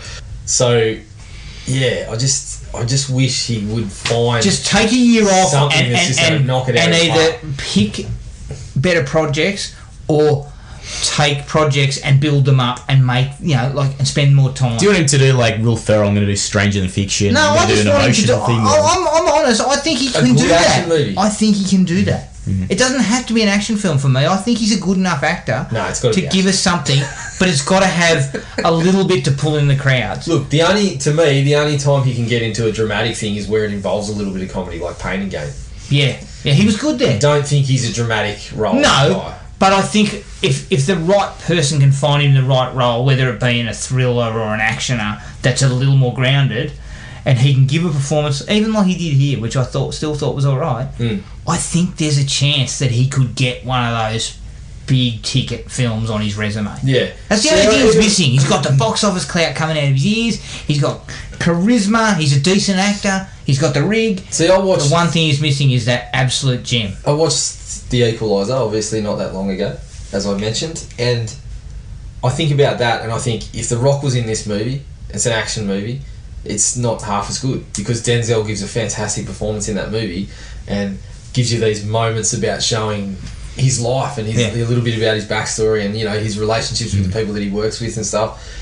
The Rock's not there, so it's got to be something like Predator. He did not have the opportunity. He did not have the opportunity. In no, this. but what I mean is, I don't think he can. I don't think he can. He's capable of delivering something like that. No, not to that level. Denzel's won Oscars, man. Like that's next level. But let's be honest. But I mean, so how do you get an action movie with more depth with a Rock? I guess I say all these things about better writing. No, but I say all these things like this about how he needs a great action film. But what was the last great action film? Was Mad Max, and there is no way that The Rock fits Mad Max, right? But there's also no script in that, really. There's been dialogue. It's a visceral, visual film. My argument against this is that I heard a comics writer say this not that long ago, and it applies to all this shit, is that people say you can't do this, you can't do that, and they say you can't write this character. That's bullshit. All it takes is one person with a good idea. Yeah. That's all it took was one person with a good idea to turn Iron Man from a B-grade thing into a fantastic movie, or put a great actor in there, or... it's just got to be that somebody comes up with a script like Predator. That was an action movie that required Arnie to be his usual action man self, but it was a fucking great idea. Doesn't need the giant budget. That helps, but it's not dependent on the budget to get people to go and watch it. It's got to be. It's got to start with a fucking good idea and a good script. To me, it's not a fatigue.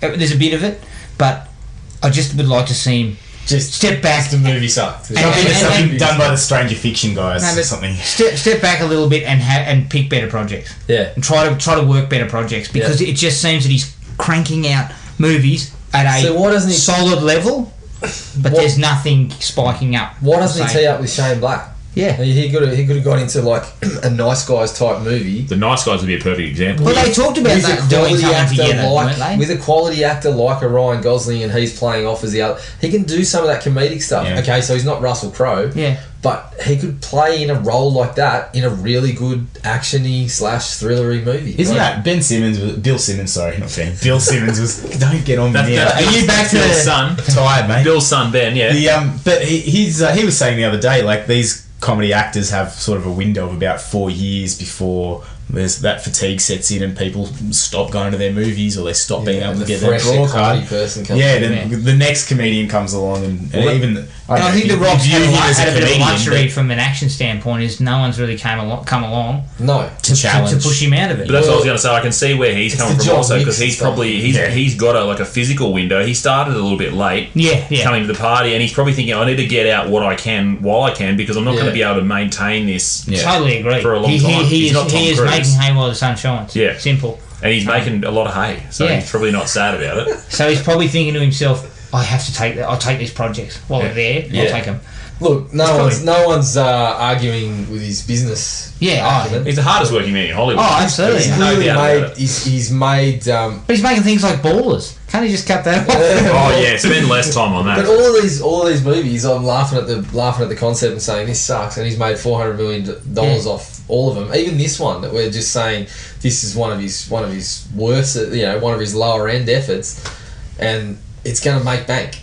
Yeah. Okay. It's not going to make as big a bank as they were hoping, but it's going to make. I think in the scheme of things, there's probably a couple that he would look back on where he'd probably think, maybe not the best pick. Tooth Fairy. But Tooth Fairy, Baywatch, I think he made those choices.